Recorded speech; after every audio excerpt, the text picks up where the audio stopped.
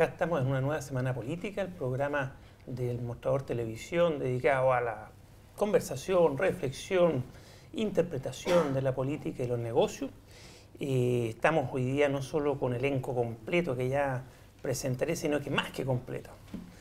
Bueno, estamos acá gracias al auspicio de la Universidad Andrés Bello, nuestra universidad privada líder en investigación y primera universidad privada en acreditarse en investigación.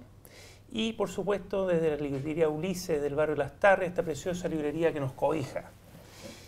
¿Por qué digo que estamos más que con un elenco completo? Porque bueno, volvió Mirko de sus vacaciones, quemadito. Sellado, como lo dijeron ayer, llegó sellado. Harún sellado. Lleno de energía, bríos e interpretaciones sobre lo que ocurre.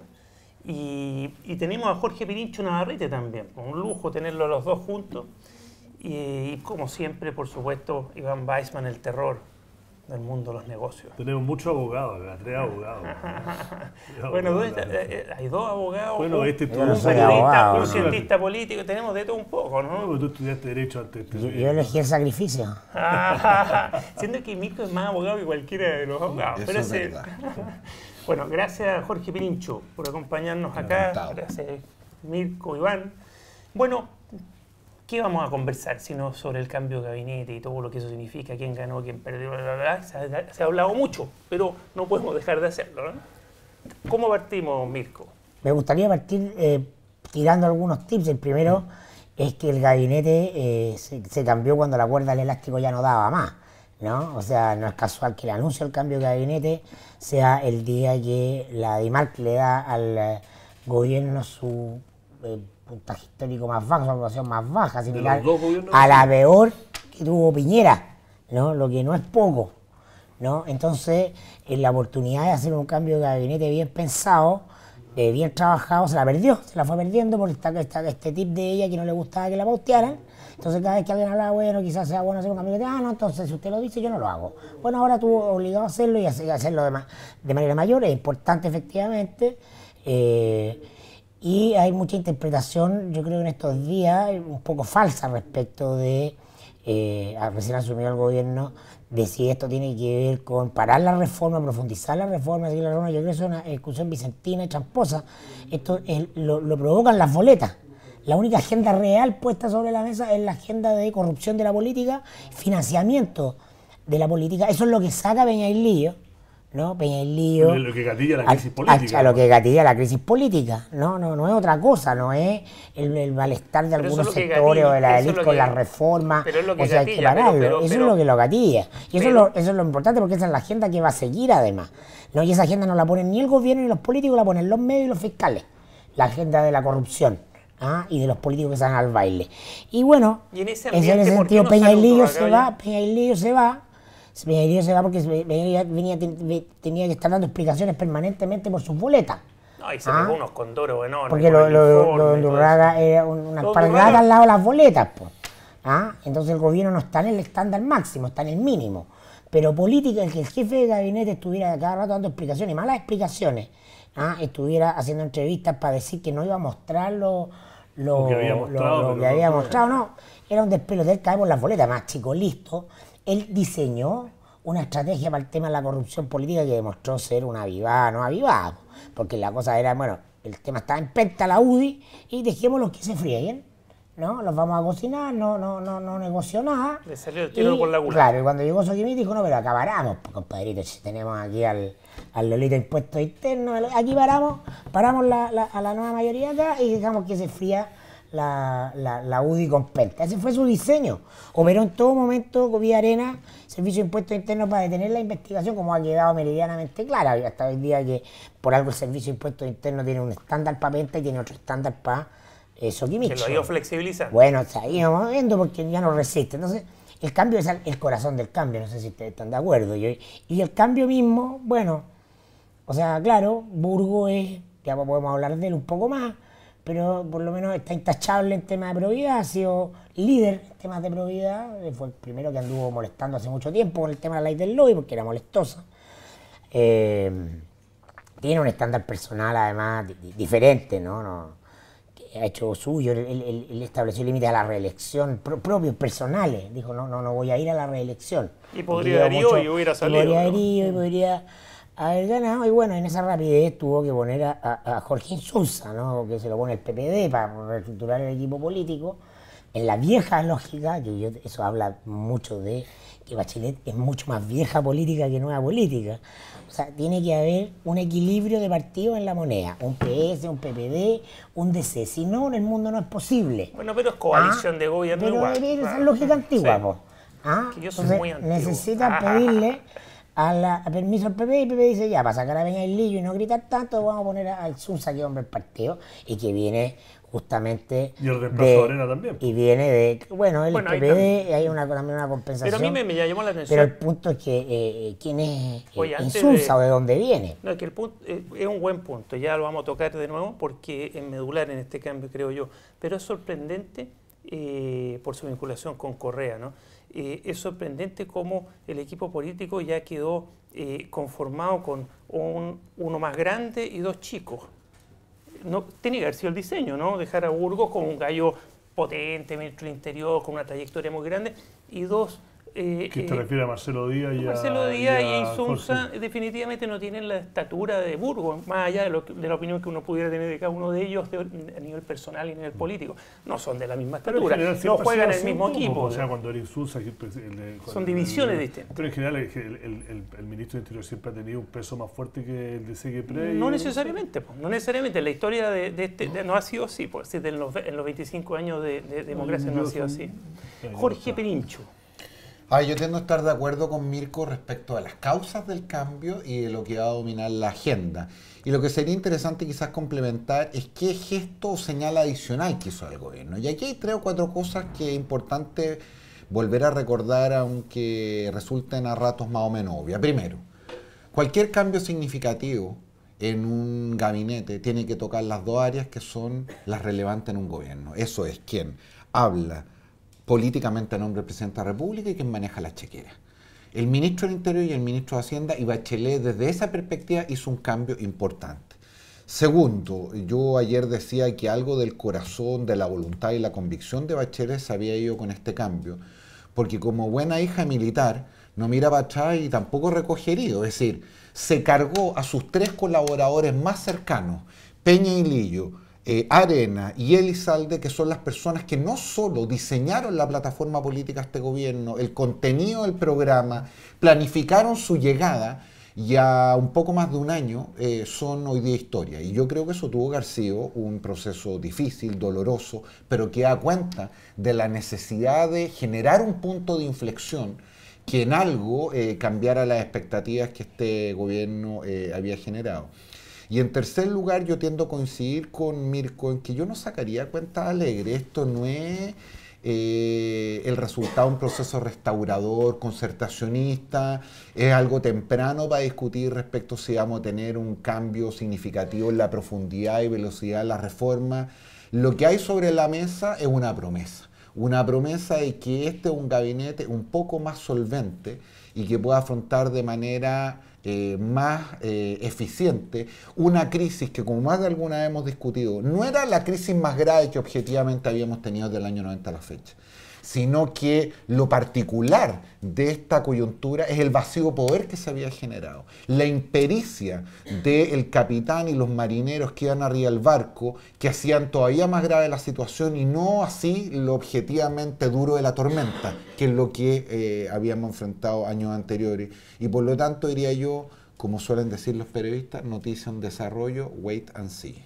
Pero yo creo que es importante el cambio del que escribe los cheques, porque más allá que Rodrigo Valdés es militante o vinculado con lazos al PPD, importante que de San George, el resto da lo mismo. Pero lo importante es la señal que se manda ahí, y donde yo discreparía un poco solamente del tema de la reforma, es que la parte económica, que lo hemos tratado, que era un flanco que yo creo que el gobierno asumió que la reforma tributaria iba a tener su costo, tarde y de una forma completamente poco honesta y poco transparente y un poco ingenua, pensando que con este mensaje durante lo peor del debate, y esa pega la hizo Arena, y hay que darle crédito que logró, uno puede decir que es mala, pero logró hacer la pega que le pidió la presidenta. Lo que lo empezó a socavar, más allá de los gritos histéricos del sector privado de que no tenía credibilidad, que genera desconfianza, es que las proyecciones del ministro de Hacienda, que es las cuales que le protege el flanco político a la presidenta para poder tener un espacio de hacer las otras reformas, empezó a perder completamente valor. No la chuntaba primero de cuando se venía este punto de inflexión, que nunca la chuntó. Después que los brotes verdes de enero y un poquito de febrero que terminaron siendo brotes que no existieron. Tercero, que la inversión privada seguía cayendo fuerte. De que el gobierno, la plata que recaudó con la reforma tributaria para pagar la reforma educacional ya se la gastó y no va a alcanzar. Eso entendemos nosotros con fuentes muy cercanas a la presidenta. Cuando salió, creo que se lo publicó un diario primero y después un informe, le enojó muchísimo. Y después viene el tema de la boleta. Tenemos que parar, pero pregunta y respuesta cortita antes de parar.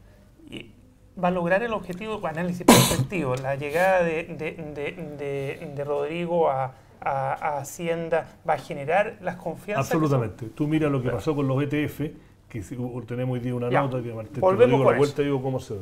Ya volvemos.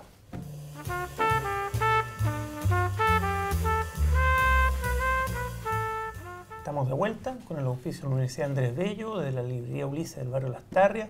Estábamos conversando precisamente sobre el rol de Rodrigo Valdés y si iba a lograr darle un impulso a la credibilidad y por lo mismo un impulso a la economía, ¿no? Sí, corto porque hay un montón de otros temas y hay gente que acá de política sabe bastante más que yo, pero quiero hablar un poco de Valdés. Bueno, primero... Aparte, perdón, voy a hacer un paréntesis. Rodrigo Valdés, ¿Es relevante que sea exalumno de St. George? Como para mí no, pero para Mirko sí. Pero, más importante para el mercado. Para los empresarios. No, él podría haber ido al Liceo 4, lo importante es que él fue economista jefe de Barclays Capital. Para lo importante para el sector privado es que fue economista jefe de Barclays Capital, que fue economista jefe de BTG Pactual, no Chile, sino que para la región, y que fue el segundo más importante para lo que se llama el hemisferio occidental del Fondo Monetario. Pero más allá de eso, ¿no? Como siempre, como nos mostró la crisis subprime en Europa, los políticos hablan y la plata manda, ¿no? Y la plata que habló, desde que asumió él, la bolsa subió, los flujos de inversión extranjera a la bolsa chilena, que se hace a través de unos instrumentos que se llaman ETF, que no voy a poner a explicarlo acá, pero son fondos que apuestan a acciones chilenas que replican el IPSA. En abril llevaban 28 días seguidos de flujos positivos. El día que lo anuncian, la mitad de esos flujos entraron. No salió una persona, entraron 13 millones de dólares en un día después del anuncio de él. Es decir, tú entraron 13 y 12,5 fueron a Luxich, ¿no? No, el punto acá, tú tuviste tiempo de contar tu punto. Después tú puedes responder. El punto que quería hacer de Valdés, porque a él ya no le gusta, porque como a él le gusta la lucha de clases, fue a colegio privado, a mí no le gusta.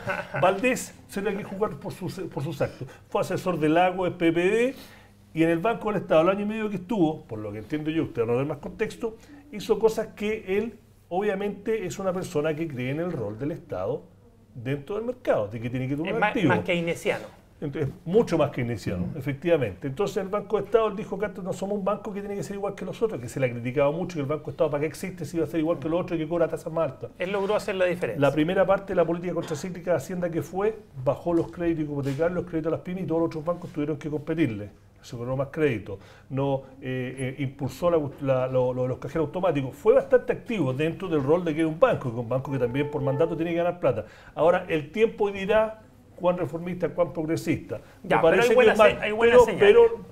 más tecnócrata que político. Pareciera que era un cambio que había que hacer y lo hizo por la persona. Por la persona lamentablemente, nos gustó o no, las percepciones más importantes que la realidad. La percepción de Hacienda era que estaba políticamente intervenida y que era un instrumento progresista. Estaba muy dañado ya, Arena estaba muy dañado con respecto a la fama, a su imagen con los empresarios, estaba muy dañado por su rol con impuestos internos, parando el tema de las boletas. No, yo digo estaba muy dañado, pero volvamos a la política. Pero déjame para ir a ese tema y polemizar. Porque eso es lo que vende. Eso es lo que quiere nuestro público. El que Mirko llegó de Aruba muy venezolano. Bueno, yo creo que todo ese análisis macro de tecnócrata está muy bien y es muy lindo, ¿ah? y funciona en un cierto marco paradigmático.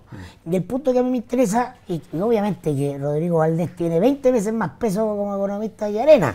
Yo no soy pro Arena, o sea, es un funcionario, Arena era de Hermosilla y Quintanilla. Ese sketch, ¿no?, que da en el Canal 13, así, de burócrata gris, menor. Es obvio, el tipo tiene otro vuelo, tiene otro peso como economista. Me parece muy bien el punto, ¿cómo lo vamos a medir? Lo vamos a medir porque entran 13 millones de dólares en un día y la pregunta es, ¿dónde van esos 13 millones de dólares? O lo vamos a medir por si al final de este gobierno la señora que saca 180 lucas de pensión de su AFP va a sacar más plata.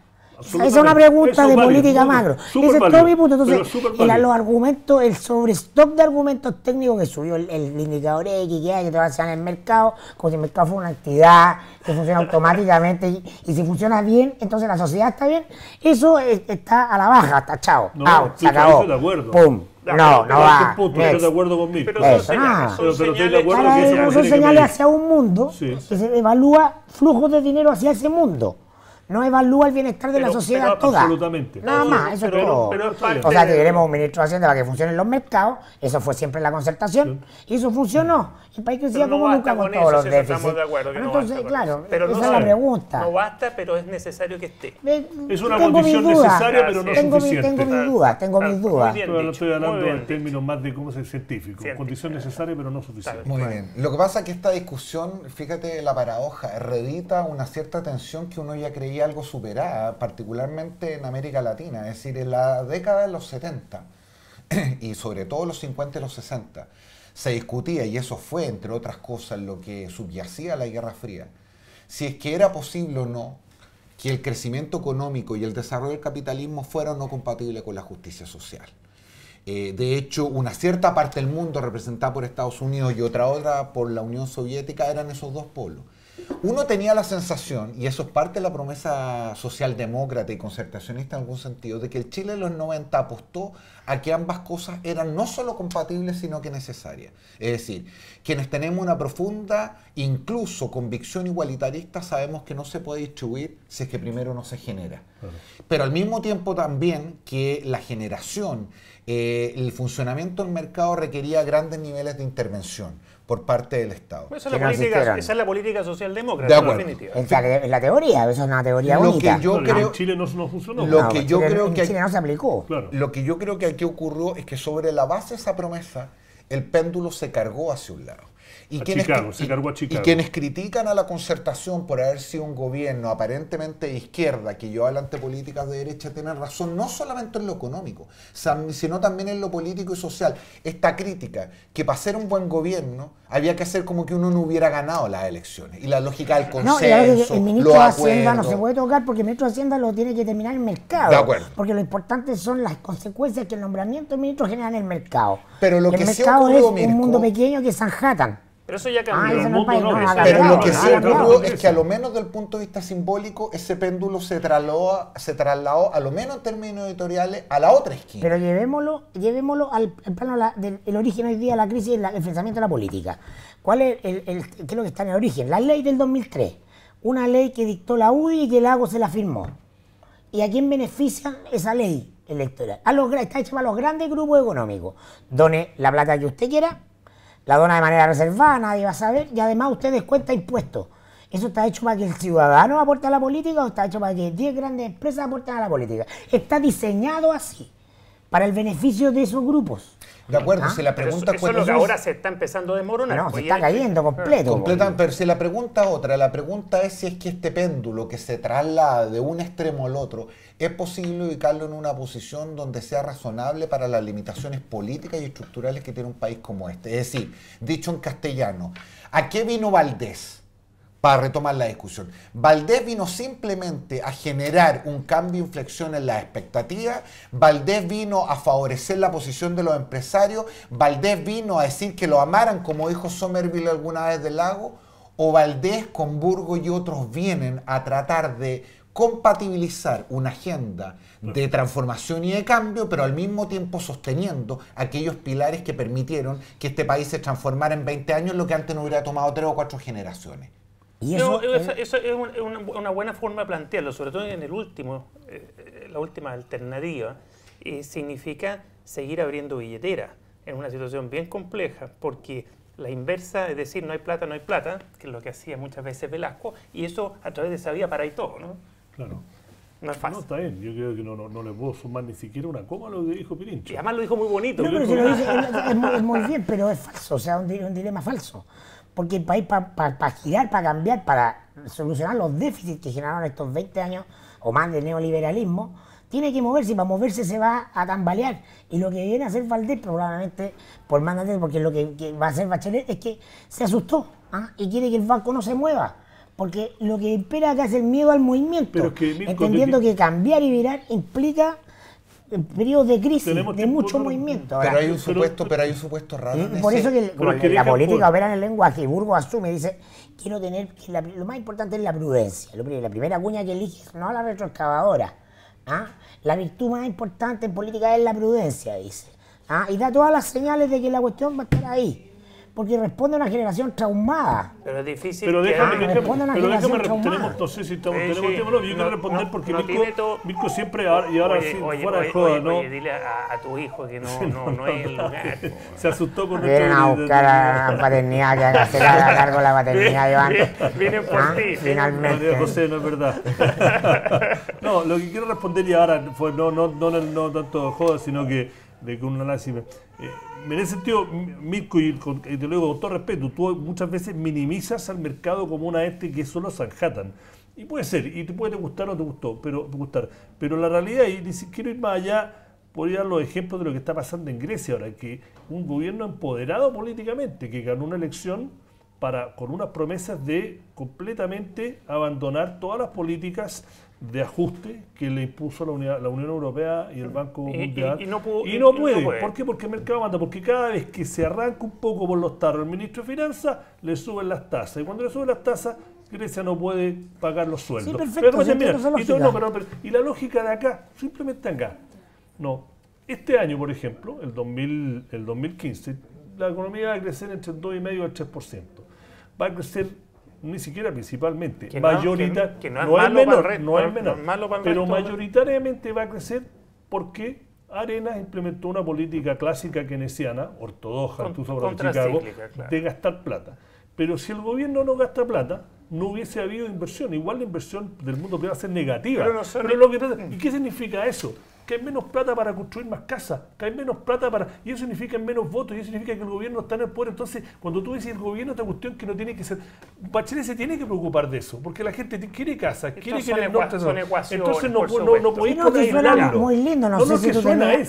Como yo soy el que manda acá, digo que vamos a parar unos segundos. Él es el hombre de la chequera, él es el Rodrigo Valdés del mostrador.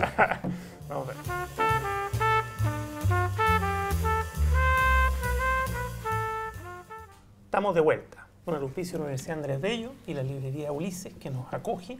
Bueno, dejemos un paréntesis el tema de que tan bien resumió Jorge Pirincho, y volvamos un poquito a la política dura. ¿Quiénes ganaron, quiénes perdieron, más allá si la reforma o no la reforma? Digo, por ejemplo, los grandes operadores. ¿Qué grandes operadores de la política quedaron a la alza o a la baja? ¿Qué opinas tú, Mirko? Por el tema de Insunza, todo el mundo me decía, oye, Correa logró poner a 2 personas al día, ¿no? Que le financió su carrera política al nuevo vocero, y a Coque Insunza, que trabajaba en su oficina. No, yo digo, no creo que Correa haya operado nada para poner esto. Que simplemente tuvo una habilidad de comprar varios cartones para jugar al bingo nomás. Entonces, si cuando tenéis muchos cartones, uno te va a salir, pues.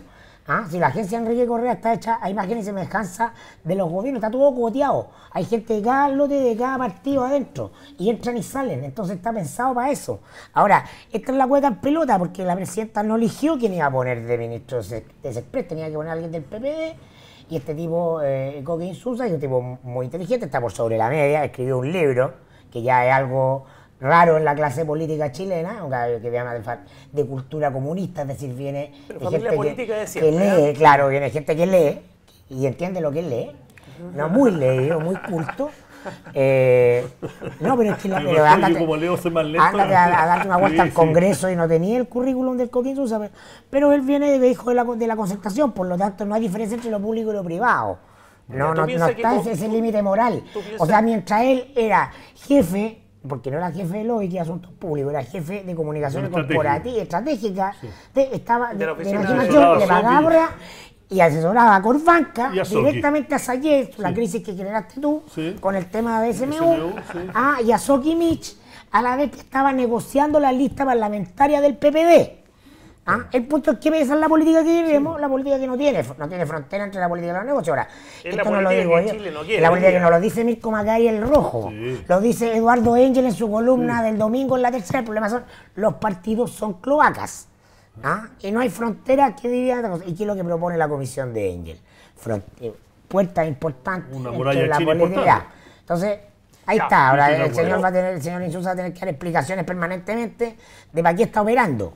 O para quién está operando y de dónde, cuando lo saquen del ministerio, ¿a dónde se va a ir? Pero fíjate que eso pudiera generar el efecto contrario y que esto que se pensó como una inversión tal cual tú relatas termina siendo un pésimo negocio. Al hecho de cuestionar el nombre de Jorge Insunza y de Marcelo Díaz se suma el conocido dato de que el hijo Jorge Correa hoy día en los hechos, aunque de manera subrogante, está a cargo del equipo de comunicaciones de la propia moneda, de Enrique Correa. Y en esta circunstancia lo que pudiera parecer es exactamente lo contrario, es decir, había cuenta esta agenda de probidad, el cómo se ha instalado la necesidad de que la política vuelva a generar un control y un dominio del mercado y particularmente el dinero y no al revés. El que los ministros, algunos, estén permanentemente dando explicaciones de esta cuestión, lo que va a significar es que los hechos, en términos estéticos, es que se va a producir un alejamiento. Y a Enrique Correa, eventualmente, si es que así lo hubiera querido, le van a responder el teléfono. Le va a costar mucho más de lo que costaba antes, porque si hay algo que para ese business es particularmente jodido es cuando te ponen una linterna sobre la mesa. Y aquí va a haber una tensión particular de los medios de comunicación. Aquí la linterna la vamos a poner bien fuerte. Han generado un liderazgo muy importante. A ver, nosotros somos medios digitales, pero el poder de Correa se extiende para que sea intocable en la prensa tradicional, no lo va a tocar Canal 13. O sea, la relación de Correa con Bofil es carnal, entonces obviamente no va a estar tocado ahí. Bueno, pero un tema que está en desarrollo, como se dice en los medios. Déjame decir una pura cosa antes que es importante para anunciar el tema que viene, que es la discusión sobre la Asamblea Constituyente, que Burgos se pronuncia que no está a favor de la Asamblea Constituyente. Ese es un gran tema y en el próximo programa lo vamos a tratar. Solo quiero decir que en esto está la ilusión del control que tiene la élite, de que va a poder controlar este proceso, porque van a haber estos cabildos ciudadanos, que es exactamente lo mismo que pasó en Francia cuando en 1788 el rey Luis XVI convoca a los estados generales para calmar las cosas. Vamos a ver lo que va a pasar. Ya sabemos lo que viene. Un hito histórico, el hito histórico de la conformación de la República. Oye, para terminar, vamos a retomar esto la próxima semana, pero para terminar, es verdad lo que se ha dicho por ahí, que con la llegada de Burgos y que es como el gran protagonista del equipo político, queda muy bien Ignacio Walker por una eventual candidatura presidencial, o es pirotecnia? Yo creo que pirotecnia. Walker es muy amigo de Burgos, es un hecho conocido. Más allá de que Burgos siempre ha mantenido algo de distancia respecto a las facciones internas, le gusta jugar esto del casco azul, del que arbitra, el que administra, y además yo estoy convencido que la situación particular por la cual atraviesa la democracia cristiana es similar a la de la UDI, es decir, va a ser el partido más grande, va a ser el partido más grande de su coalición, va a efectivamente generar una gran influencia en las políticas públicas, va incluso poder cargar la balanza en relación a nuestro candidato, pero está condenada por una cuestión de carácter casi sociológico, político, cultural, a no encabezar un gobierno con un hombre a sus filas. Eso le ocurrió a la UDI y es lo que le va a ocurrir a la ADC. Volveremos sobre esto, pero ya el próximo programa. Yo creo que ya nos hemos entretenido bastante. Gracias, Mirko. Gracias, Jorge. Me encantado. Gracias, Iván. Un placer. Nos vemos la próxima semana con otra Semana Política.